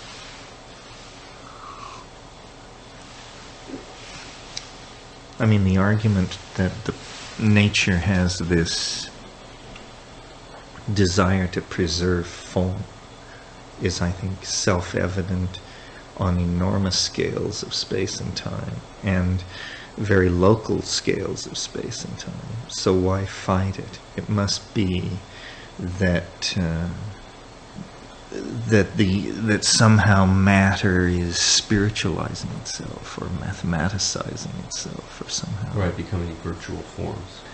So, and what psychedelics show is that the world is full of surprises. I mean, I consider psychedelics a constant and verifiable miracle. The fact that that can happen to your mind. So it means all kinds of things are possible. Nothing is to be assumed or prejudged, given A, biology, B, psychedelics and culture. Probably that's a long enough list, but those two things alone secure the weirdness of being sufficiently. We can call it quits. It's late too. You should get your rest, Terence. Yes, I should. We all should.